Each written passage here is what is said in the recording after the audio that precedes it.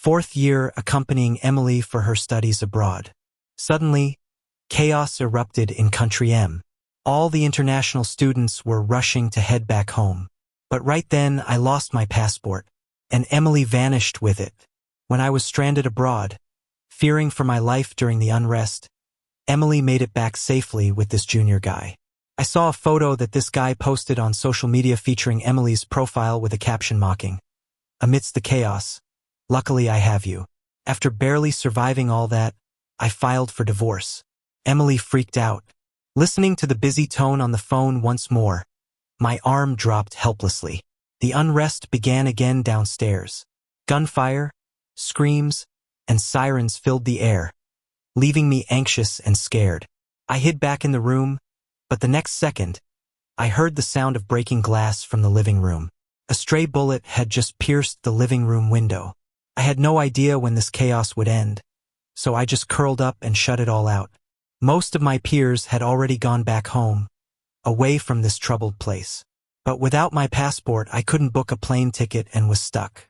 My passport was kept together with Emily's, but when she left suddenly, I woke up to an empty bedside. Calling her only got me a busy tone. When Emily finally replied, she just brushed it off saying she had something urgent. Without John's social media post, I might have believed she had an emergency that made her forget to take me along.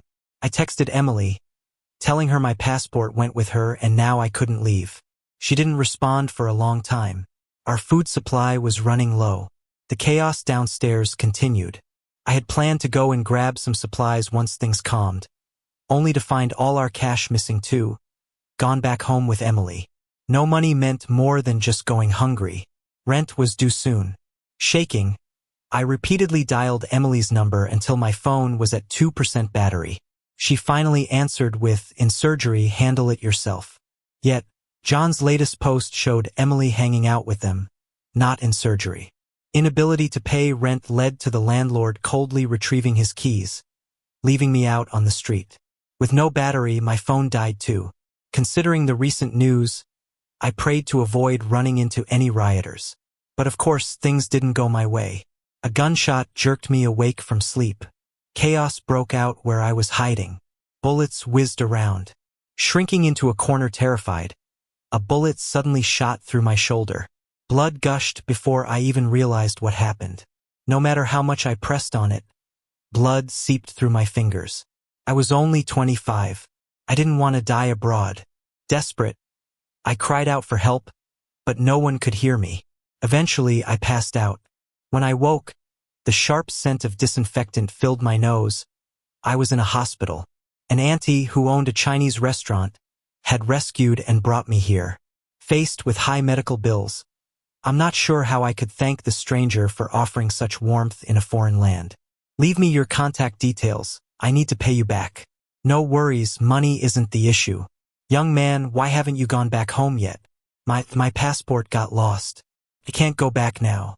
After hearing my predicament, the auntie helped me get a new passport at the embassy and even bought me a ticket back home. As the plane landed, I took a deep breath. Finally, I could stop worrying. The literal feeling of coming back from the dead brought tears to my eyes. After saying goodbye to the auntie, I looked at a 20-hour-old message from Emily on my phone. She said to wait a few days for her to arrange someone to help me return. I smirked, not reaching out. I took a cab home alone. Besides, calling wouldn't make her come to pick me up. She'd just tell me to wait or handle it myself. Sometimes I wondered what this marriage was even for. Back home, I collapsed onto the bed, too exhausted to care. It had been a while since I'd had such a peaceful sleep. Some noise woke me.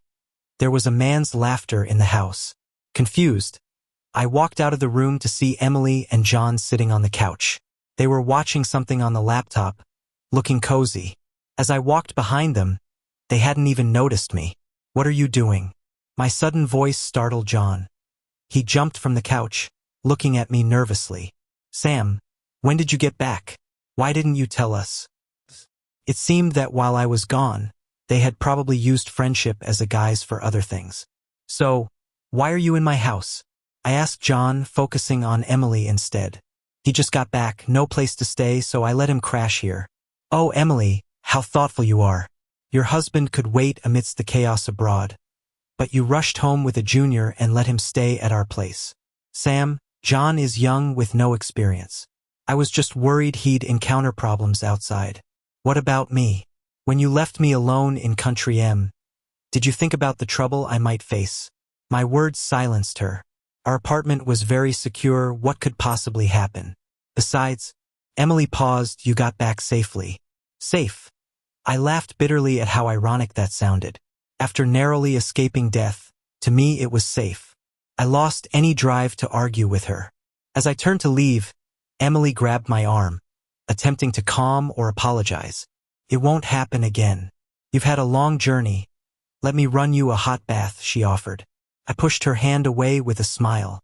No need to bother. I'm interrupting you guys. Sam, Emily frowned in displeasure. Stop being childish. The tension crept up the room. Suddenly, John spoke softly. Sam, Emily, it's my fault. I shouldn't have caused trouble between you. I'll move out right away. Please, don't let this affect your relationship. He scrambled to the guest room, packing his things as if gravely wronged. Emily and I stood in a stalemate in the living room. He's just a kid. Why bicker with him if he gets into trouble out there? I gave a half-hearted smile, struggling to muster any genuine emotion. Bitter smile. You can keep him company if you're worried. When John came out with his luggage, Emily got up and rushed to help him. I'll take him to find a hotel and come back later. With that, she slammed the door and left. Once again, Emily left me behind for someone else. I should be angry, but right now I feel eerily calm. So many years of indifference have worn down my feelings for her. Even when I see her favoritism, I'm unmoved. I poured myself a glass of water while sitting on the couch. My injured right arm was too weak to lift anything. The wound kept throbbing, even more so in the quiet night. Every time it hurt, I'd remember that day, how helpless and scared I felt. Emily returned in the middle of the night. She laid her coat over me, waking me up. Even though we're back home, I can't shake off the shadows of the past. I sleep on edge.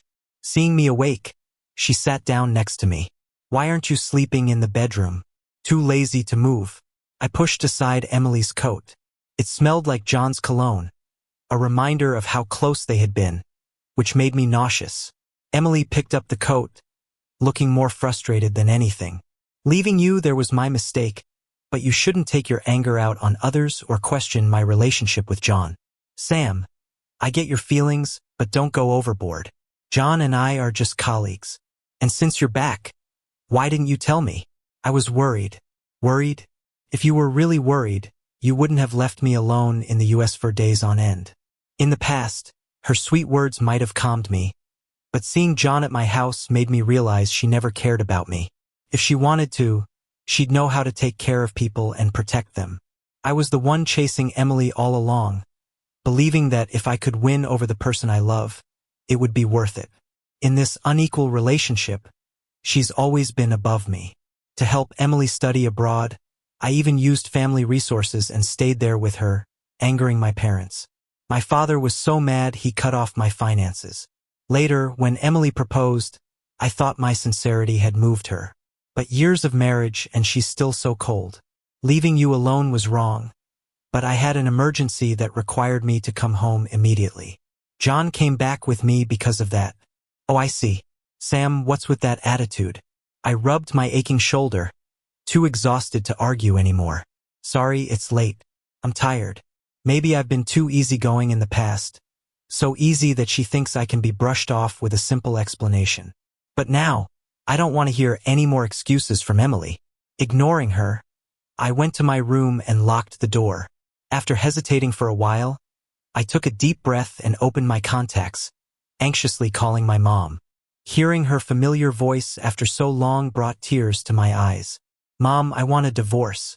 Everything I delayed for Emily, including giving up my family business, I don't want that anymore. I want my own life back.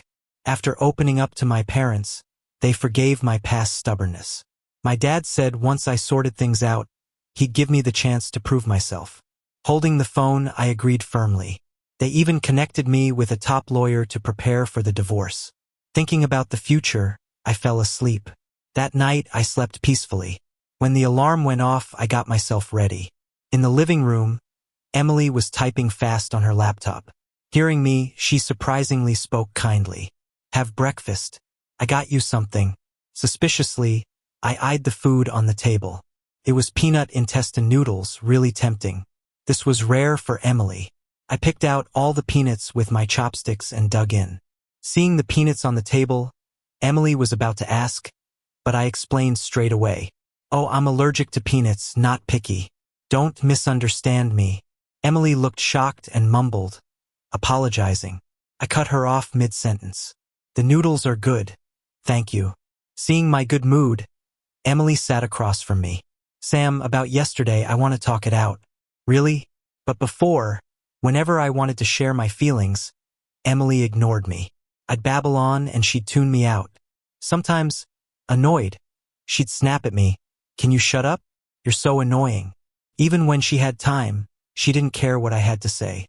"We've lived together so long, and you still don't know my allergies? You don't care, so you don't notice. No need. Nothing to talk about. Are you upset about John? I promise not to let anyone else stay here. Doesn't matter.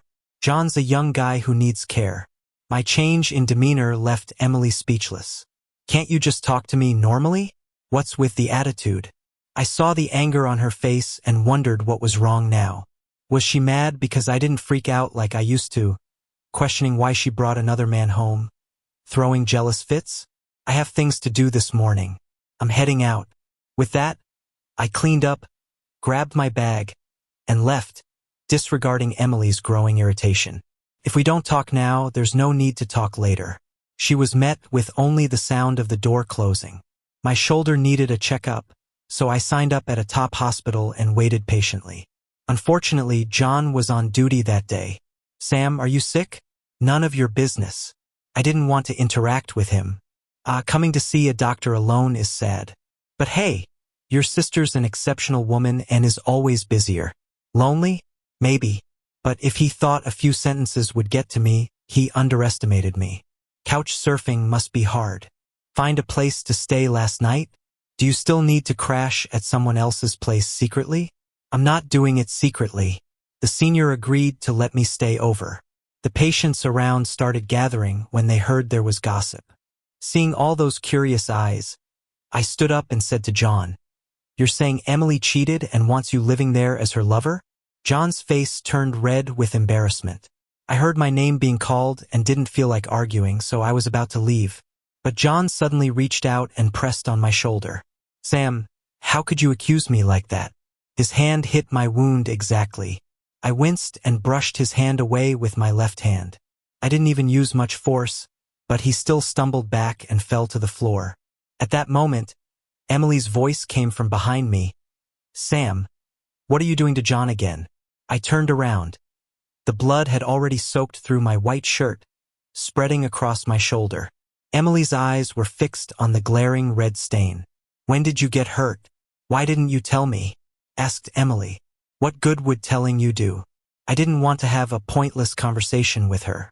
She grabbed my hand, not letting me leave. "Emily, don't waste my time. I'm about to miss my number." I pulled my hand back and walked past Emily into the clinic. The doctor diagnosed me with nerve damage to my arm, likely to cause long-term issues. Holding things would be difficult. Hearing this, I was spaced out the whole time as the nurse treated my wound. If this complication never improves, it'll have some impact on my life. A slim white silhouette stopped in front of me. I looked up. It was Emily again. She stared at my wound, looking serious. "How did it get this bad?" she asked. I pulled my shirt back into place and replied calmly, "Got hurt during the riot." Her eyes turned red with urgency. "Why didn't you tell me? I'm your wife." I met her eyes with confusion. "Am I? You remember you've got a husband?" There was a time when I used to want to share everything with Emily, all my grievances. But she found me annoying, a bother. She wanted me to sort out things myself. Now that she wants to know, I have no interest in telling her anymore. "Sam, are you really going to be petty now, of all times?" Emily asked, clearly frustrated. "Emily, shouldn't you be at work?" Don't you have patience waiting? I ignored her shocked expression. After dealing with my wound, I was ready to leave, but she stepped forward, blocking my way. Then wait for me to take some leave, we'll go home together. Okay? I decided to ignore her request altogether and impatiently brushed her hand away. Emily, are you serious right now? Emily's hand hesitated in midair. Who would have thought that such impatient words would be directed at her? Not by her. Sam, I'll come home after work to check on your wound. Okay? I pried Emily's hand off, walked out of the hospital with no hesitation. I really had urgent business, like meeting a lawyer to discuss my divorce. Sam, here's the draft divorce agreement I prepared for you. Let me know if there are any changes needed. Holding the agreement, I read it carefully. We don't have kids, which cuts down on complications. We could have had a child, though. In our first year of marriage, Emily got pregnant. But instead of being happy, she wasn't thrilled.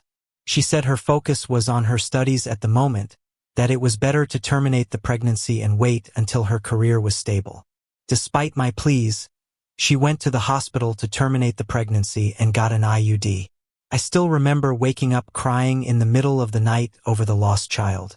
While I was mourning, Emily stayed at the academy, leaving me home to cope alone. Only when I had gotten over it, making all sorts of concessions for her, did she return. It takes time for a relationship to reach its breaking point. Divorce was inevitable for Emily and me, just a matter of when I'd be hurt enough to end it. Looks good. Let's go with this one. Assets aren't a big deal to me. As long as we can divorce, anything is fine. After finishing with the lawyer, I didn't make it home till dusk. Walking in, I was immediately greeted by Emily's dark expression. She didn't mention checking my wound like she said she would. Instead, she interrogated me harshly. She slammed her phone on the coffee table, making a loud sound. Didn't expect my husband's busy day to involve meeting another woman, right? Seeing her anger, I noticed on her phone was a picture of me chatting with the female lawyer in a cafe. It's just coffee with a friend, I said. Sam, don't you owe me an explanation? She demanded. Picked up her phone. As soon as I touched the screen, the photo shrank back, revealing the chat with John. Senior, I saw Sam with a strange woman. Read the message. So John had snapped the photo? No explanation needed, nothing happened. I didn't bring anyone home. Emily, still fuming, stopped short, eyes fixed on my hand. Your hand? Where's your wedding ring? I pawned it. When I was abroad, I needed cash. There was no money without pawning valuable things. Couldn't keep burdening Auntie. If you needed money, why not tell me? How could you pawn our ring? I tried looking for you. You said you were busy and to handle it myself. As she recalled her past words, Emily seemed uneasy. Which pawn shop? I'll get it back. I didn't answer. I took out the divorce papers from my bag and placed them on the coffee table. Seeing the word divorce, panic flashed in Emily's eyes. Divorce? Why? I didn't bother explaining any further. I wasn't here for negotiations. Just to inform her there was nothing left to talk about. Divorce was better for both parties. Sam, can you stop being dramatic? You can't scare me with divorce, she said. I halted, my back to her. I'm not being dramatic. I've already signed. Emily stepped forward to stop me, but I was quicker and locked the door. Ignoring her pleading outside, I gathered my things. Despite being married for years, life hadn't really changed. I barely bought new clothes, and my pack filled just right. Seeing our wedding photo on the nightstand, I took it out, cutting myself from it. Emily had flashed one of her rare smiles during the shoot, making me believe I was different, caught in fantasies of our future. Emily knocked a few more times. Suddenly, the phone rang outside.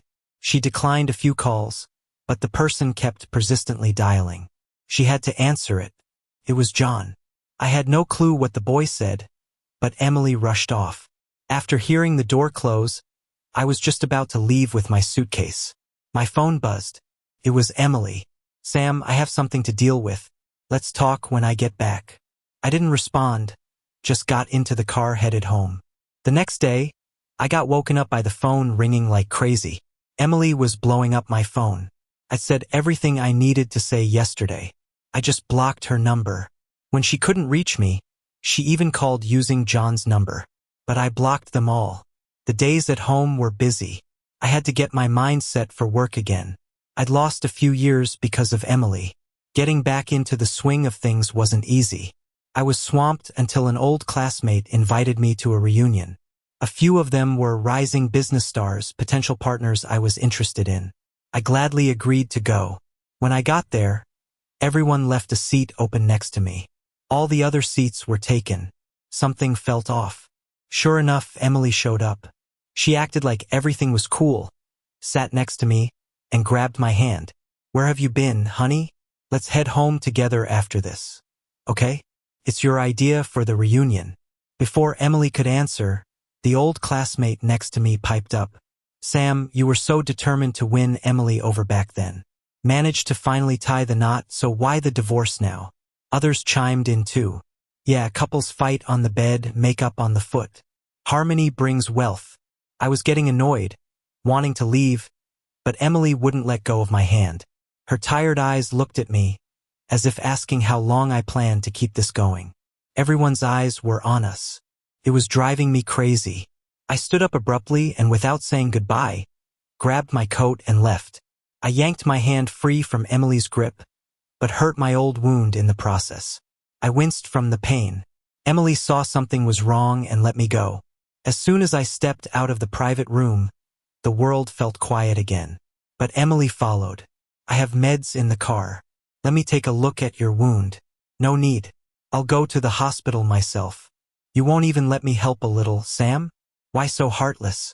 The pain in my shoulder was excruciating. I didn't want to say another word. Seeing I ignored her, Emily forcibly dragged me along despite my protest. Once inside the car, I kept resisting her touch. "Don't move. It's not a minor issue if your wound reopens." Emily applied the medicine carefully, afraid to hurt me. I remembered rushing home one rainy day to cook for her, slipping and cutting my knee open. I made it home, blood-stained and all, only to meet Emily's disgusted gaze. The wound hurt, and I begged her to help me with it. But she just coldly tossed me the first aid kit and went back to the study. "I have papers to read. Do it yourself." I was about to get out but realized Emily had locked the door. "Open the door. Let me out. Sam, let's go home. Okay?" "Emily, we're getting a divorce." "I don't agree to the divorce." I stared at her and suddenly asked, "Is torturing me like this fun for you? I never wanted to hurt you. I just want you back." It was only then I realized how childish and ridiculous the Emily I no longer loved really was. She didn't care how embarrassed I'd be, inviting our classmates to pressure me. She only thought about using their pressure to bring me back, never considering my position. "Don't make me hate you, Emily." I warned her one last time.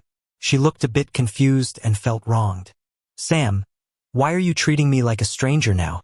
Eventually, she gave in first, unlocking the door to let me leave. I called my car service and went straight back to the villa.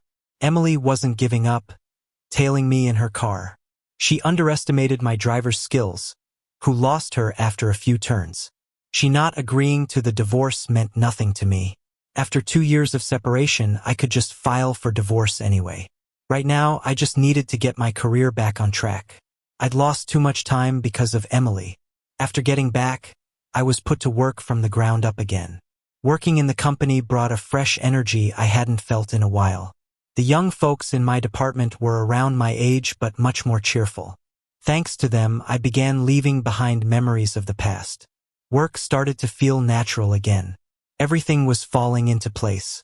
I often forgot to eat, and a sudden stomachache forced me to the hospital. I made sure to pick one where Emily wouldn't be. Yet, while getting my meds, I ran into John. Turned out they were invited to a forum these days. When he noticed me, he wasn't too happy. He blocked my way. "Sam, still around, huh? Thought you'd run off with some woman." With my stomach already upset, I didn't have the energy to engage. I tried to move past him, but he wouldn't budge. Instead, he escalated, sneering as he got closer. "So now you're playing hard to get? Emily's like a ghost because of you. If you have any sense, let her go." "John, I don't have time to talk about women right now. Get out of my way." John had no intention of retreating. You won't be smug for long. Emily will divorce you and marry me. His eyes showed his pride, revealing a smug arrogance.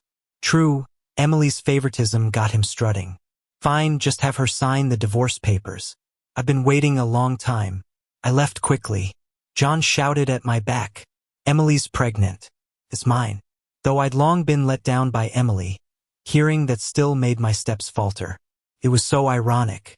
We'd only just brought up divorce a couple of months ago, and now she's pregnant? They must have been sneaking around for a while.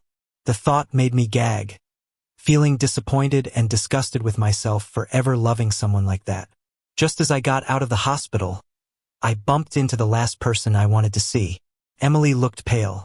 She rushed over to hug me, but I pushed her away. Sam, did you come looking for me? I looked at her, feeling nothing but disdain. Emily took a diamond ring out of her pocket without a word. It was the one I pawned overseas. Look, I got the wedding ring back. Can we go back and be happy again? Go back? How can we go back to how things were? That kid you're having isn't even mine. Hearing the word pregnant, Emily panicked for a split second. It was just an accident. Don't worry, I'll get rid of it. No need. Abortions are hard on the body. We're getting a divorce anyway. I stepped around Emily, ready to leave.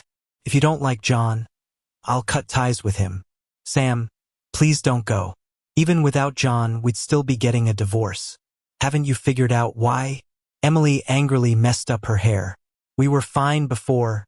How did it come to divorce? I grabbed the ring from Emily's hand and threw it into the street.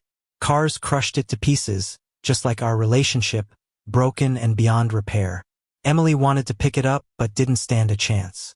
Let's get divorced. I'm sick of feeling disgusted by her. She never understood how selfish she was. How can someone so self-centered understand another's feelings? Our years together, how can you leave them behind? Years? You've wasted 6 years of my life. I don't want you to ruin any more of it. Let me go, okay? No, Sam, we loved each other so much. How can you say it was a waste? Love? Then tell me, do we have any happy memories?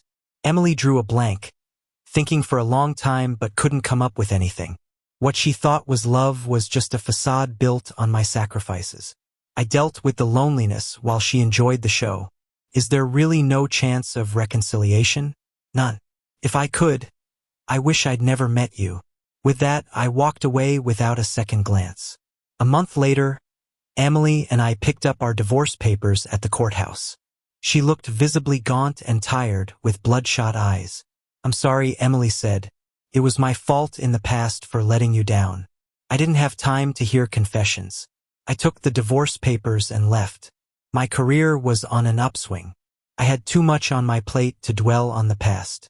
2 years later, thanks to my skills, I climbed to a management position in the company. A stable career helped me find life's meaning again. My parents were over the moon with pride. I was meant to shine like this. With success, more people pursued me, but once was enough to make me wary of marriage. I adopted an adorable cat as part of my new family. When I saw Emily again, she looked different, carrying a child, a special needs boy. If not for the conspicuous ring on her hand, I might not have recognized her. I heard that after our divorce, she quickly married John. But John was suspicious by nature, always checking up on Emily's whereabouts, leaving her at her wit's end. She lost her job because of a surgical mistake and had to stay home, only to find out John had an affair with his boss. Sensing my gaze, she turned and saw me. Her face went pale, eyes teary. I pretended I didn't see her and rolled up the car window, signaling the driver to go. For the rest of my life, we won't cross paths again. I've got my own bright future ahead of me,